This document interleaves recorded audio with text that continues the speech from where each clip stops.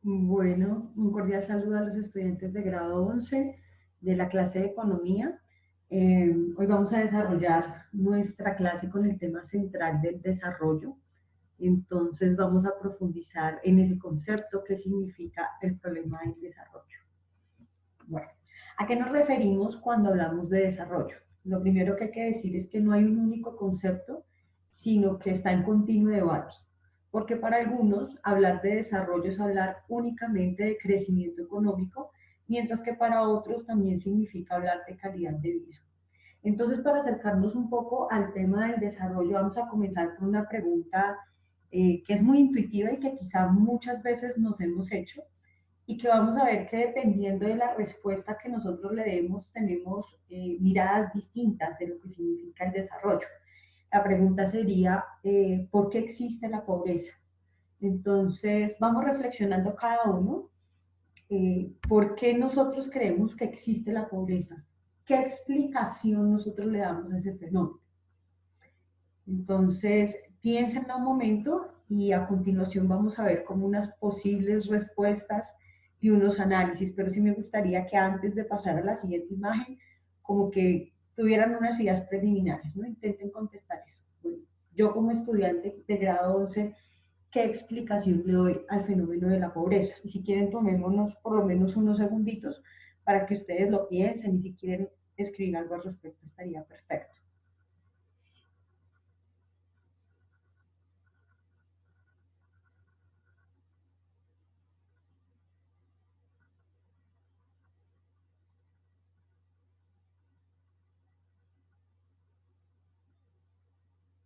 Entonces, si ya pensamos un poco esa respuesta de por qué existe la pobreza, pues miremos unas opciones y reflexionemos al respecto. Algunas personas dirían por qué existe la pobreza y darían respuestas del tipo, no, así es la vida. Yo he querido denominar ese tipo de respuestas como así es la vida o el destino lo quiso o la divinidad lo quiso como una especie de pensamiento mágico. Entonces, lo primero que les quiero decir es que este pensamiento, digamos, mágico o creer que hay una predeterminación es algo que en las ciencias sociales se debate y que nosotros intentamos eliminar, ¿de acuerdo? Nosotros estudiamos ciencias sociales en general y en este caso ciencias políticas y económicas en particular para poder dar explicaciones históricas a los acontecimientos, ¿cierto? Entender que lo que hemos hecho como sociedad, se los he dicho antes, pero es bueno recordarlo, es el resultado de las decisiones que el ser humano ha tomado en contextos concretos. O sea, no es una predestinación, no es un destino preestablecido, sino que realmente es resultado de las decisiones, del pensamiento, de las acciones que los seres humanos tomamos en individuo y como sociedad. ¿De acuerdo? Entonces, si la respuesta inicial que ustedes dieron a por qué existe la pobreza es porque así es la vida y así lo quiso el destino, pues entonces ese sí lo vamos a debatir y a excluir. ¿De acuerdo? Ese pensamiento mágico en ciencias sociales lo intentamos excluir y nosotros nos acercamos a las ciencias sociales para dar explicaciones históricas, económicas, políticas, culturales, sociológicas de los fenómenos. ¿Bien? Bueno. En ese sentido pueden haber otro tipo de respuestas. Por ejemplo, muchas veces se escuchan las respuestas del tipo, profe, la gente es pobre porque la gente quiere y porque la gente no se ayuda. Este tipo de respuestas, ¿a quién le dejan toda la responsabilidad del fenómeno de la pobreza? Pues al individuo, porque si la respuesta a por qué existe la pobreza es porque la gente quiere y no se ayuda, probablemente la solución sería darle cursos de autoayuda a todas las personas y decirles que quieran salir de la pobreza. En fin, ¿cierto? Si esa es la única explicación que nosotros damos. ¿Listo? Otras explicaciones dirían, no, hay causas estructurales que explican el fenómeno de la pobreza. Lo estructural, pues quiere decir que está de fondo, que sostiene otro tipo de cosas y entonces entre esas causas estructurales podríamos pensar cosas como la repartición de la riqueza, ¿no? Cuando los seres humanos nacen y llegan a este planeta, pues no todos llegan en las mismas condiciones. Luego hablar de que todo el mundo tiene exactamente las mismas posibilidades y oportunidades, pues en el mundo real está comprobado que no, que algunas personas nacen con unas condiciones y posibilidades económicas y culturales distintas, ¿no? Y que esas diferencias nos hablarían de unas causas estructurales. Entonces, también podría estar por ahí el tema de la explicación. Y otras personas pueden decir, estar de acuerdo con algunas de las dos anteriores, pero además sumarle unos factores culturales. Pues lo cultural tiene que ver en cómo el hombre se entiende a sí mismo y a su contexto, ¿cierto? Y esos factores culturales tienen que ver con lo que hemos construido históricamente como sociedad, sobre lo que creemos que es bueno, que es malo, nuestros comportamientos como ciudadanos. Entonces, bueno, esta pequeña introducción, acá no hay respuestas, digamos, no hay una única respuesta, por supuesto, pero lo que sí les intento demostrar, chicos, es que en ciencias sociales intentamos que nuestras respuestas sean lo más argumentadas posible, mmm, que sean comprensibles, que sean integrales, que tengan en cuenta varios aspectos. ¿Listo? Entonces, bueno, esa sería como una pequeña introducción para hablar del tema de desarrollo. Entonces, como una pequeña introducción, pensarnos por qué existe la pobreza. Bueno, y porque también sería interesante la pregunta, porque dependiendo de la respuesta que nosotros le demos, están las soluciones. Les reitero, si el problema es meramente individual, pues entonces ponemos programas de autoayuda y ya se superaría la pobreza. Si creemos que es estructural, entonces ya tendríamos que pensarnos en reformas también estructurales. Bueno, cómo se reparte mejor la riqueza, cómo hacemos mejor acceso al trabajo, cómo igualamos las oportunidades en el nivel educativo, ¿de acuerdo? Entonces, dependiendo como de lo que uno piense, así va a estar lo que hay que hacer. Por eso es que este primero de Así es la vida y pensamiento mágico nos deja sin herramientas.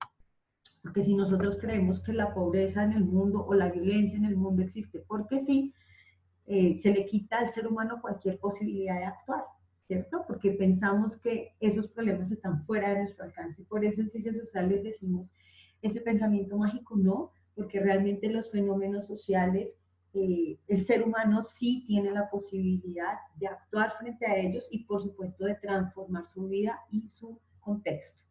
¿Listo? Bueno, será como una pequeña introducción que queríamos hacer y sigamos entonces. Vamos a hacer un poquito de contexto de historia reciente para tener presente el tema del desarrollo. El tema del desarrollo es un concepto, digamos, sí político, pero también con mucho fundamento económico, y en estas clases de ciencias políticas y económicas desde el año pasado hemos venido reiterando que la política y la economía van de la mano, que no se entienden como dos ciencias separadas y autónomas, sino que todo el tiempo están dialogando. Las decisiones políticas tienen efectos económicos, por supuesto que las decisiones económicas tienen efectos políticos. Entonces, estamos entendiendo economía y política todo el tiempo interrelacionadas, ¿de acuerdo? En ese sentido, vamos a hacer algo de historia reciente, de contexto histórico, que también va a dialogar muy bien con la actividad que yo les propuse en ciencias sociales. Ustedes ya lo van a ver, pero aquí vamos a tener como un enfoque en decisiones económicas. Bueno, pensemos entonces en el siglo XX, y en el siglo XX, ¿qué hechos hay que resaltar para entender un poquito el contexto económico que tenemos actualmente? Entonces, pues vamos a nombrar algunos. Primero, la crisis económica de 1929. Ustedes eso ya desde noveno seguramente eh, lo trabajaron mucho, que es el llamado crack del 29 o la Gran Depresión. ¿Listo? ¿Qué pasó con la Gran Depresión de 1929?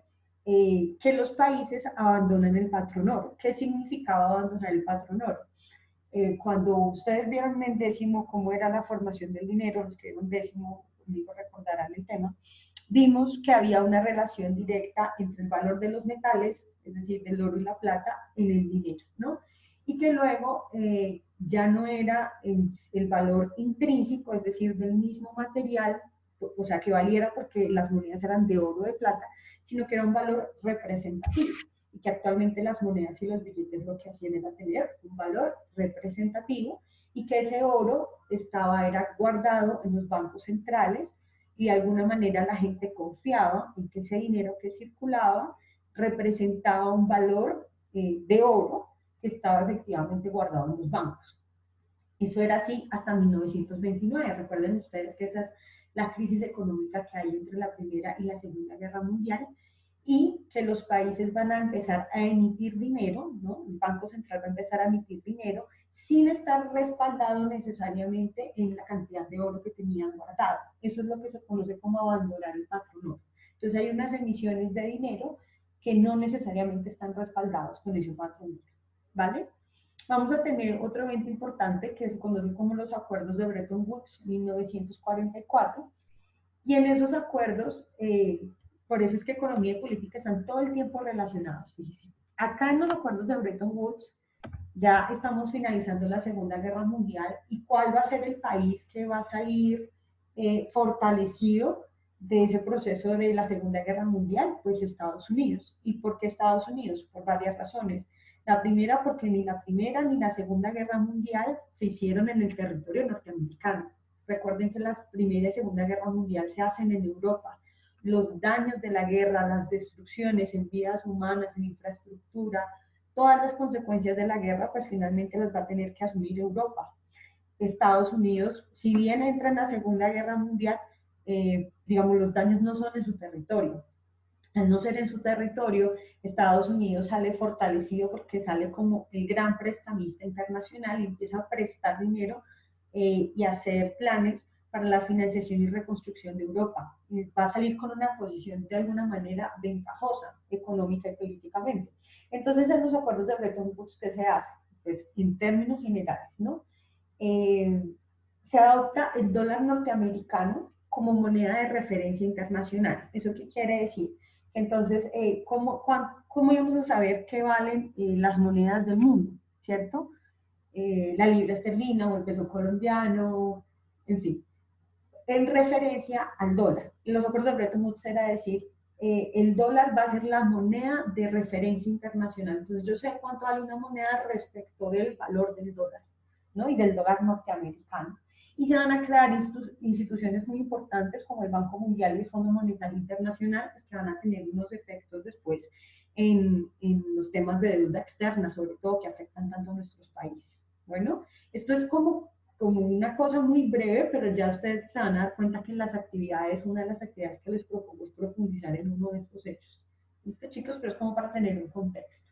Bueno, en el siglo XX vamos a tener otros eventos como los estados de bienestar en Europa, el neoliberalismo en los años 70, ya vamos a explicar, y el consenso de Washington, pero para decir que estos eventos también están enmarcados en el periodo histórico que nosotros trabajamos y que ustedes ya dominan, que es el periodo de la Guerra Fría. Entonces recuerden que después de la Segunda Guerra Mundial, el mundo se va a dividir entre dos visiones de organización de la vida de la sociedad, como son el capitalismo, por un lado, liderado por los Estados Unidos, y el otro, un comunismo liderado por la Unión Soviética, ¿no? Entonces son dos modelos de organización política y económica distintos. Pero por el lado del capitalismo, ¿qué iba a pasar?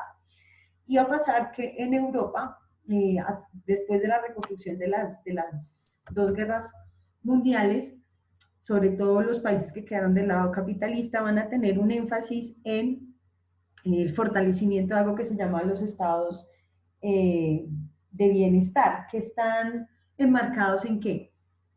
En que se tiene que garantizar un cuidado y una seguridad de la población, dicen los teóricos, de la cuna a la tumba. Es decir, que un ciudadano en su estado debe tener seguridad social, protección de la salud, empleo, educación, protección si llega a quedar desempleado, pensión. Es decir, que el Estado tiene que dar toda una cantidad de herramientas, organizar una cantidad de condiciones que le garanticen bienestar a la población. Entonces, esos estados, la consolidación de esos estados de bienestar va a tener un auge importante en los años 50 en Europa. Muchos de estos estados de bienestar se mantienen como modelos políticos y económicos, sobre todo en los países nórdicos de Europa. ¿Mm? Si ustedes quieren ver cómo funcionaría eso hoy en día, pero digamos que tuvo un auge muy fuerte en esta época, ¿vale? Y pues para que eso funcione, para que esos estados de bienestar funcionaran, ¿qué deberían tener? Pues intervencionismo estatal, es decir, es el Estado el encargado de organizar y proveer esos servicios. ¿Listo? Pero en los años 70 va a haber una crisis económica también y va a haber una respuesta a esos estados de bienestar con un modelo completamente contrario y opuesto, muy en la línea del capitalismo, que era el sistema neoliberal. Entonces, ¿de qué hablamos cuando nosotros nos referimos al neoliberalismo? A un sistema de libre mercado donde el Estado no interviene y donde los argumentos de las personas que defienden el neoliberalismo son que el gasto público, o sea, el gasto que hace el Estado, es ineficiente y es costoso, y entonces que se debería dejar que el sector privado fuera el que organizara los servicios que antes daba el Estado. Entonces, démosle al sector privado la educación, démosle al sector privado la salud, ¿sí?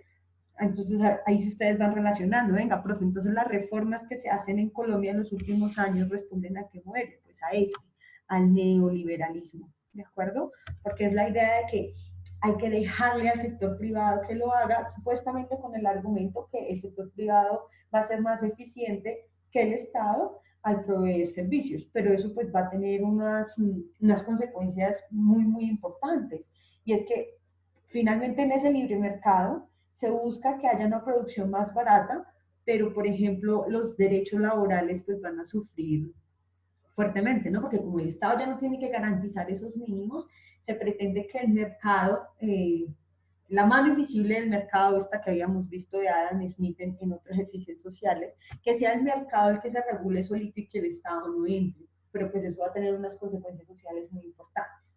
También decirles que en esta época de los años 70 se da el fin de los acuerdos de Bretton Woods, del que yo les había hablado, de convertir, de saber que las monedas nacionales pues necesariamente estaban respaldadas en dólar norteamericano y que a su vez ese dólar norteamericano tenía unas reservas de oro estables.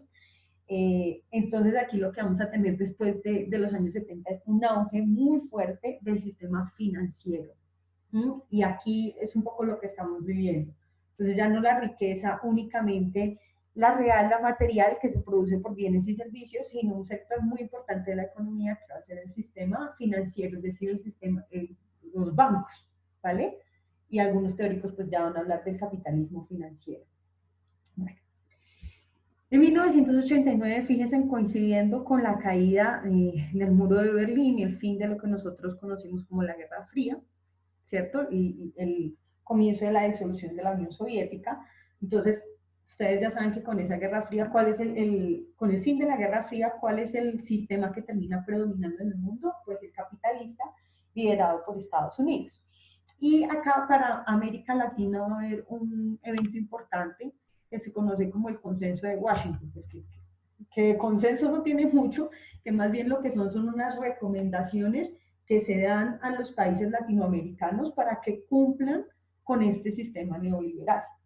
Entonces, esas recomendaciones de medidas económicas que están apuntando a que se reordenen las prioridades del gasto público. Le están diciendo a los países, venga, usted debería priorizar el gasto público, reducir su gasto público lo que más pueda, sobre todo para que puedan empezar a pagar la deuda externa, porque los países también se van a empezar a endeudar muchísimo.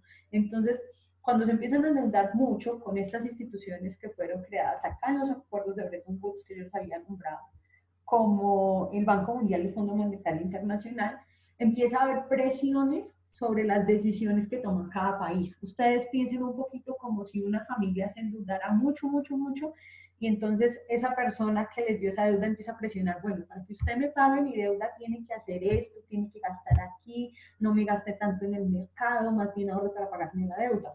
Es un ejemplo simple, pero lo que intento decirles es que en el consenso de Washington lo que hay es unas recomendaciones de medidas económicas muy fuertes a los estados, sobre todo en Latinoamérica, para que cumplan con el pago de la deuda externa, ¿cierto? Y en ese consenso de Washington que se habla también, por ejemplo, que tiene que haber reformas tributarias, que tiene que haber privatización, y se dice de forma muy clara, ¿no? El Estado no se tiene que hacer cargo de tantos servicios, tienen que dejarlo al mundo privado. ¿sí? No es gratis, también en nosotros, por ejemplo, ya en el contexto colombiano, pues desde los años 90 vamos a tener con fuerza este auge del sistema neoliberal, ¿vale? Y en América Latina eso va a tener varias consecuencias. Pues el aumento de la desigualdad, chicos, porque finalmente el sistema neoliberal no tiene como primera preocupación el tema de la desigualdad económica. Entonces, en América Latina un efecto real es que vamos a ser como sociedad cada vez más desiguales, ¿sí? Y esa privatización pues lleva a un desmonte de los estados de bienestar, pero aquí hay algo paradójico, porque en América Latina esos estados de bienestar ni siquiera se alcanzaron a consolidar. O sea, nosotros nunca tuvimos unos estados de bienestar tan fuertes, por ejemplo, como si existieron en Europa. Pero digamos que lo poco que se había avanzado en ese bienestar, la imposición neoliberal decía hay que desmontar. Y por eso siempre es la tensión de mantenemos la educación pública, no, privaticemos, la pasemos al sector privado. Esa tensión que nosotros hemos vivido todos estos años es respuesta a estos modelos económicos, ¿vale? Bueno, avancemos un poco más entonces. En 2008 va a haber una crisis económica muy importante y es una crisis económica que se produce en ese sistema financiero que se fortaleció con el neoliberalismo. Y es una crisis que responde a malas prácticas de los bancos. O sea, si vamos al fondo de la explicación de esa crisis de 2008, fueron malas prácticas de los bancos. Yo voy a resumirles algo que es como más técnico, más profundo y ojalá lo quieran profundizar ustedes y buscar más información al respecto. Pero es decirles que los bancos empezaron a crear riquezas, mmm, digamos, prestando dinero, pero además de prestando dinero, creando seguros para préstamo y creando una cantidad de, eso se llama derivativos financieros, pero en fin, creando estrategias que hacía que el banco cada vez generara más riqueza. Y ese generar más riqueza hizo que empezaran a prestar más dinero, inclusive sabiendo que esas deudas no se las iban a pagar. Entonces, por ejemplo, en Estados Unidos empezaron a dar créditos hipotecarios, es decir, para comprar vivienda, sabiendo que la gente no los iba a pagar, ¿cierto? Y ahí se empieza a crear como una gran burbuja, una deuda que supuestamente genera, digamos, más riqueza, pero que en el fondo eso no se va a pagar y cuando la gente efectivamente empieza a no pagar esa deuda, pues esa gran burbuja de supuesta riqueza empieza a caerse. Y esa va a ser la gran crisis económica de 2008. O que en esta crisis económica de 2008, ¿qué hicieron los estados? Salir a rescatar a los bancos, ¿no? Los estados inyectándole dinero a los bancos para que los bancos, digamos, no cayeran más, pero fue resultado de malas prácticas bancarias. Y seguramente los efectos de esa crisis todavía no se han debatido profundamente ni la sociedad responsabilizó de manera suficiente al sistema bancario por lo que pasó, ¿cierto? O sea que aquí todavía tenemos varios interrogantes de esta crisis económica de 2008 que finalmente nos estaba diciendo que este sistema neoliberal no es perfecto y tuvo un gran fracaso. ¿Sí? Que eso que decían que siempre íbamos a crecer económicamente y eso con la crisis económica del 2008 se vio que no era así. O sea que este sistema neoliberal que nosotros veníamos en temas económicos ya venía en crisis y esto es importante tenerlo presente, chicos, porque estamos viviendo en el año 2020 pues lo que ya sabemos y es una gran crisis económica y social que se nos viene encima, pues en este caso ya es por la pandemia del COVID-19, ¿cierto?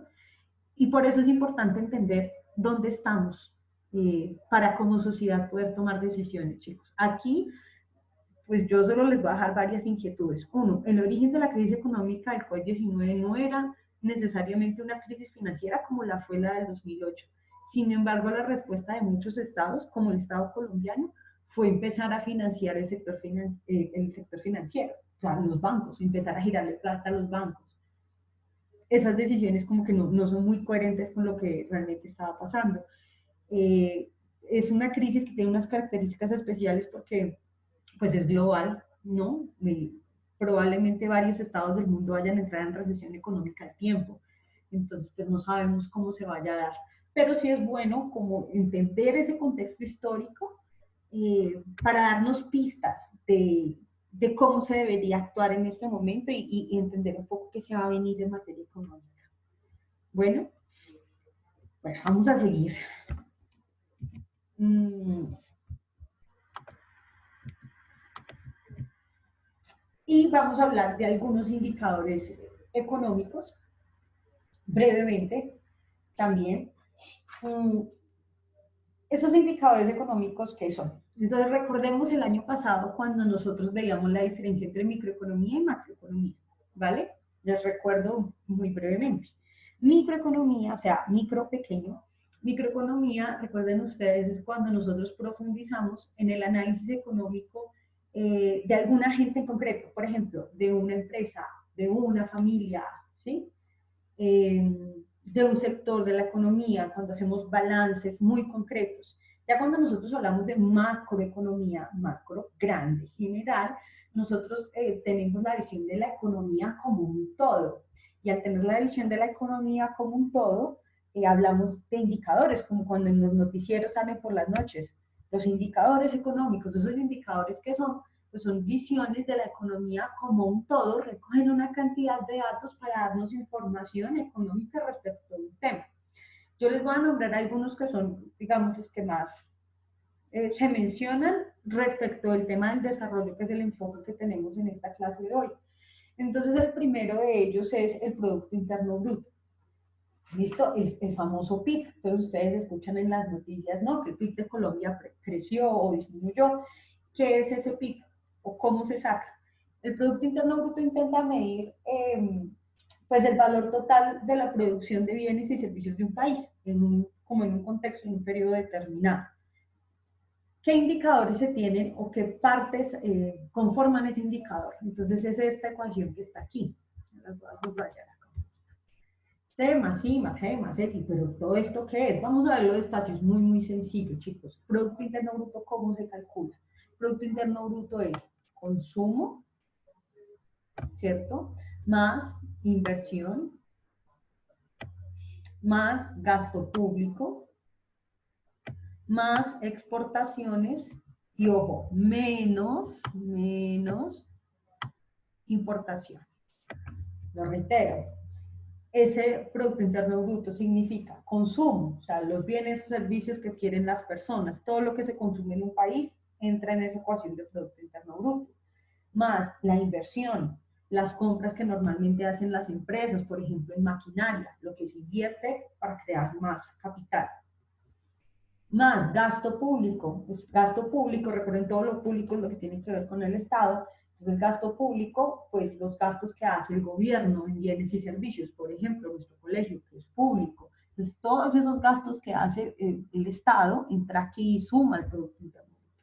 Más las exportaciones, es decir, todo lo que nuestro país manda al exterior, ¿sí? Menos las importaciones, y ahí ya nos da pistas entonces de macroeconomía, chicos.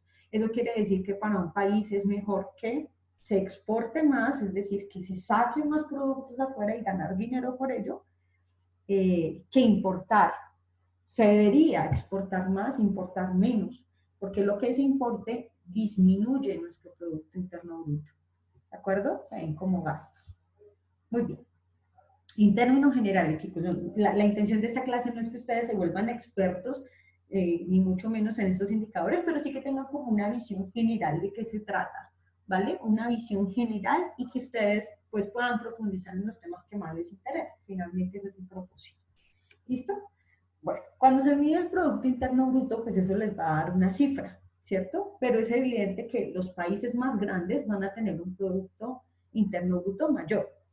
¿Cómo se hace para poder comparar países entre ellos y que esa comparación sea de alguna manera justa? Pues fácil, se coge esta cifra del Producto Interno Bruto y se divide por el número de personas que habitan ese país. Hacer esa operación es lo que nosotros llamamos PIB per cápita.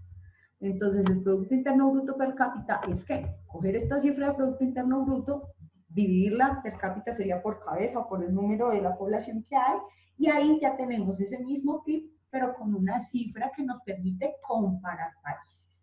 Fíjense que cuando nosotros hablamos de PIB y PIB per cápita, tenemos una visión del desarrollo como que desarrollo es crecimiento económico. Entonces, si un país crece mucho, pues debería estar bien. Y ya, de hecho, por ejemplo, Colombia es un país que su Producto Interno Bruto crece, ¿cierto? Si nos quedáramos únicamente con ese indicador, diríamos, pues los países que tienen un Producto Interno Bruto que crece están bien. Pero el Producto Interno Bruto, fíjese que hay algo que no nos está diciendo. En los indicadores es muy importante pensar qué nos dice el indicador, pero sobre todo qué no nos dice, qué información está oculta. En el caso del PIB, se sabe cuánta riqueza entra a un país, pero nunca se pregunta en cómo se distribuye esa riqueza. ¿De acuerdo? Entonces podría entrar mucha riqueza a un país y esa riqueza tenerla poquitas personas. Entonces no necesariamente nos va a mostrar un nivel de bienestar. ¿Listo? Hay otros indicadores que ya van a empezar a tener en cuenta otros aspectos, como cuál, el índice de desarrollo humano. El índice de desarrollo humano es un indicador que propuso el PNUD de las Naciones Unidas, el Programa de las Naciones Unidas para el Desarrollo, y ese índice de desarrollo humano dice, listo, para hablar de desarrollo, fíjense, para hablar de desarrollo, sí vamos a tener en cuenta el PIB, o sea, vamos a tener en cuenta cuánto crecen económicamente los países, pero lo vamos a medir con la esperanza de vida al nacer y lo vamos a medir también con los niveles de educación que tienen las personas en el territorio. ¿Mm? Entonces ya vamos a tener un indicador un poquito más contextualizado. Sí, la riqueza, pero ojo, ¿cuál es la expectativa de vida al nacer? O sea, ¿cuál es la expectativa de vida que tiene un ciudadano en un territorio? Pues recuerden que esto tiene que ver todo con el sistema de salud. Si hay un buen sistema de salud, la expectativa de los ciudadanos en un país de su vida pues puede ser muy alta, pero si hay pésimos sistemas de salud, no hay vacunas, no hay prevención, no hay buena nutrición, pues la expectativa de vida disminuye, ¿de acuerdo? Y los niveles de educación. Entonces aquí ya tenemos un indicador completamente distinto, fíjense, que nos dice, ojo, desarrollo humano no es solo tener plata, sino miremos también cuáles son las condiciones de salud y de educación. Y tenemos un indicador muy interesante que se llama el coeficiente de Gini también. El coeficiente de Gini, ¿qué nos va a medir? Nos va a medir la desigualdad. ¿Cuánta desigualdad hay en un país? Ese coeficiente de Gini se mide en un rango de 0 a 1. 1 significa que una sola persona concentraría toda la riqueza en un país. Y 0, que la riqueza está bien distribuida entre todos. ¿Sí? Son como los dos extremos. Entonces es un indicador que evidentemente va a ser en números decimales. Bueno. Por supuesto, entre mayor el índice, mayor la desigualdad. Y fíjense que aquí sí podemos empezar a comparar porque Colombia tiene, por ejemplo, un Producto Interno Bruto muy, digamos, bueno comparado con la región de América Latina, pero ojo, nuestro coeficiente de Gini es muy alto, es muy alto. Nuestro coeficiente de Gini nos dice que nosotros somos uno de los países más desiguales de América Latina. ¿Y qué quiere decir más desiguales de América Latina, chicos? Que aquí hay gente que sus ingresos son muy altos y gente que sus ingresos son muy bajos y la distancia es abismal entre las personas entre que más tienen y las personas que menos tienen. Eso nos habla de una sociedad tremendamente desigual. Entonces, muy interesante también tener en cuenta este coeficiente de Gini, ¿listo? Como indicador macroeconómico. Entonces, este es como un breve abrebocas, ¿vale, chicos? Un abrebocas para que ustedes cuando vean noticieros, como que sepamos de qué están hablando, tengamos un poquito de contexto, pero les insisto que la idea es que ustedes también profundicen un poco más sobre cada uno de estos conceptos. Finalmente, ¿qué ideas tenemos para seguir problematizando el concepto de desarrollo? Pues preguntémonos, ¿desarrollo para quién? ¿Desarrollo en beneficio de quién? ¿Cierto? Esa es una pregunta importante. Bueno, ¿desarrollo que beneficia a quién? ¿A todos o a unos pocos? Esa es una pregunta muy interesante. Otra, ¿desarrollo a qué precio? Porque mucha gente dice, no, en ese contexto histórico que yo les mostré, chicos, por ejemplo, el tema medioambiental no era un problema. Era como, ay, hay que seguir produciendo riqueza, el ser humano domina la naturaleza, el estilo de vida norteamericano es el mejor, donde todo el mundo consume y no hay problema con ese nivel de consumismo. Ojo, nosotros a nuestra generación, a ustedes y la mía, vamos a enfrentar una cosa muy grave y es ese nivel de consumismo a qué nos va a llevar, a que respiremos un aire peor, a que ya no sepamos qué hacer con la basura, al calentamiento global y entonces nos enfermemos todos, ¿no? Todos los consumistas del mundo, pero todos enfermos. Y fíjense que esta pandemia nos está dando, pues, nos está dando para pensar cosas muy importantes y ese ser humano no domina todo en la naturaleza, no lo domina todo. Y fíjense en las consecuencias de tener una sociedad tan desigual, ¿no? Entonces, bueno, ¿desarrollo a qué precio? ¿Desarrollo a qué precio?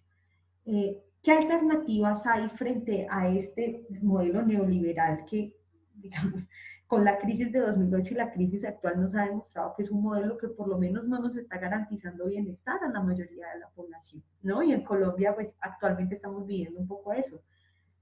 ¿Qué pasa con el desempleo juvenil? ¿Qué pasa con el sistema de salud que no funciona? Bueno, el sistema neoliberal tiene muchísimas críticas. ¿Qué alternativas se han propuesto? Esto no quiere dar respuestas, chicos, esto simplemente quiere abrir las alternativas que finalmente es el reto que ustedes van a tener como ciudadanos, ¿no? Ver si estas alternativas funcionan o no, o crear nuevas. El reto, como lo dice Diana Uribe, de nuestra generación es pensar cosas nuevas, entender en dónde estamos y pensar para dónde queremos ir. Pero quisiera nombrarles por lo menos dos alternativas que son, o dos conceptos que en términos de desarrollo son interesantes. Uno, desarrollo sostenible.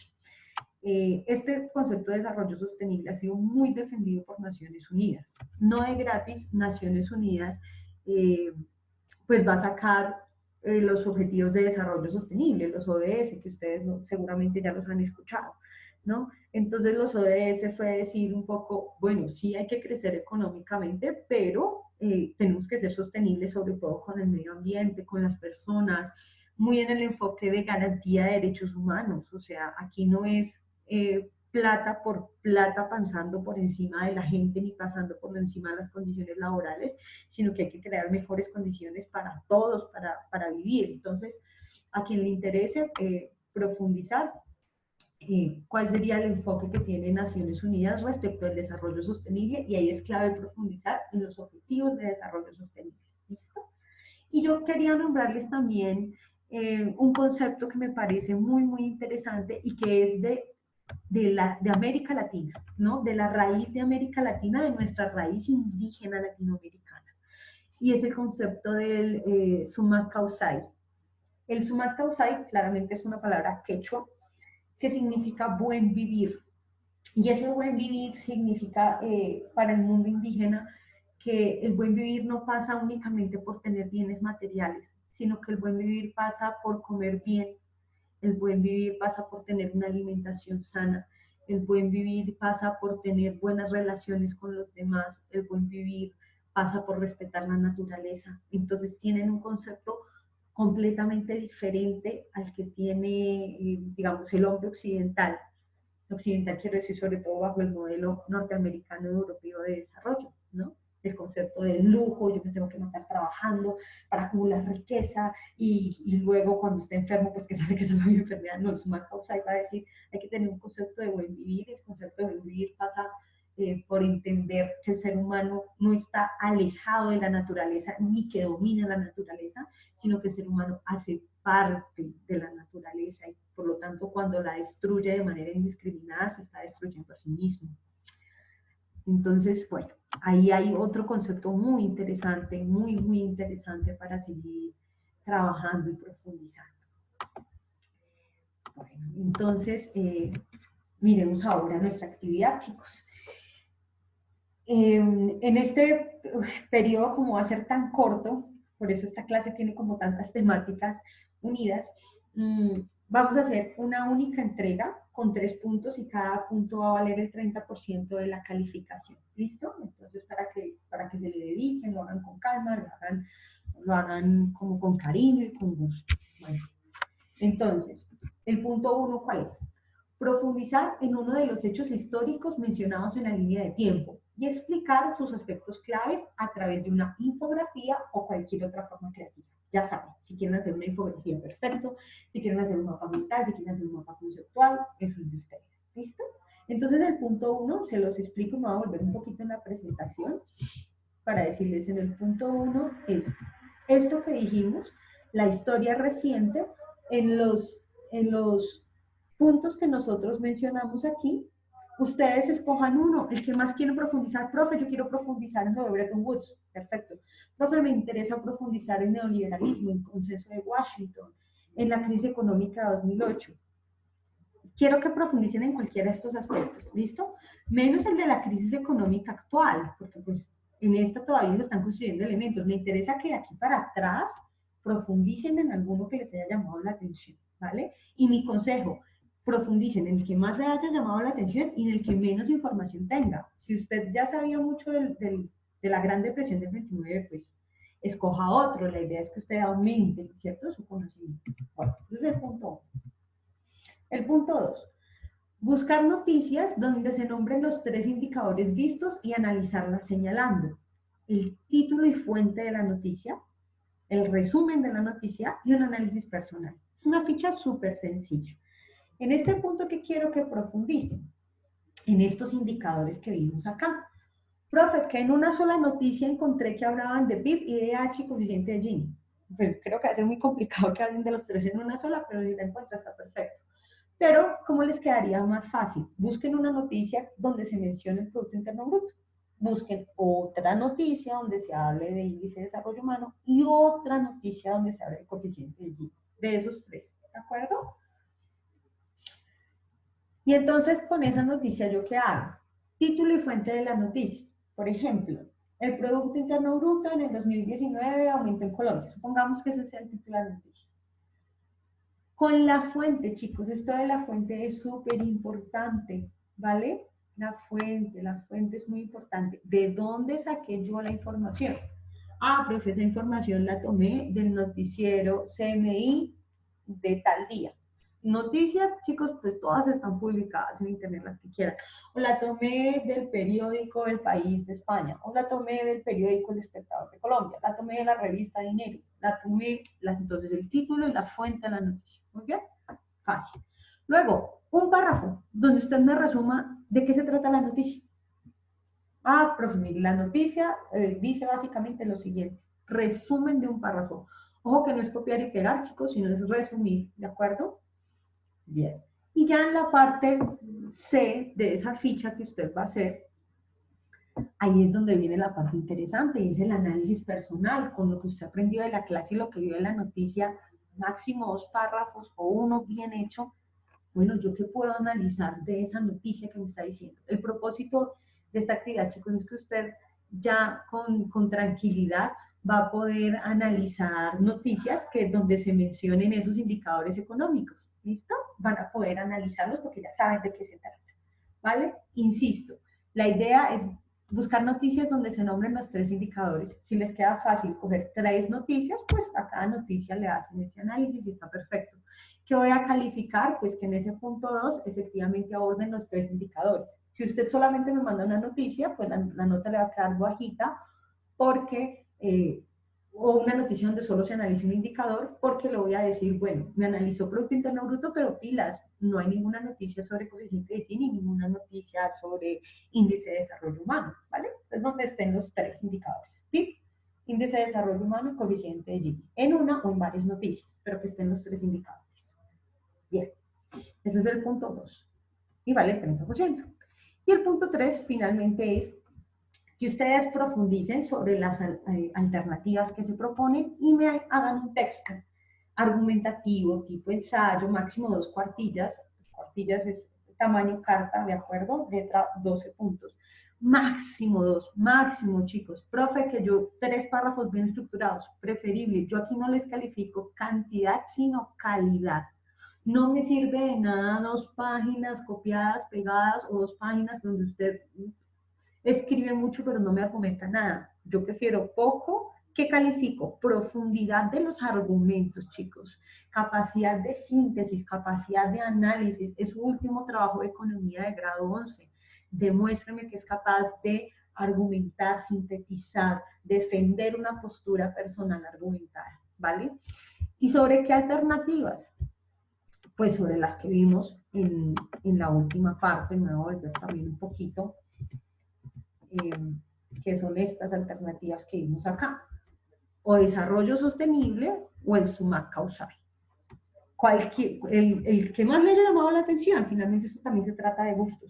Profe, yo quiero profundizar en la propuesta de las Naciones Unidas de los Objetivos de Desarrollo Sostenible. Ah, perfecto, vaya, lea, investigue y me escribe su opinión personal, un texto tipo ensayo de argumentación, ¿listo? Bien, perfecto. No, profe, me pareció súper interesante lo del summa causal y quiero profundizar más en ese aspecto. Está perfecto, usted escoge sobre cuál. ¿Listo? Y en ese punto 3 pues me presenta el análisis de las alternativas que se proponen.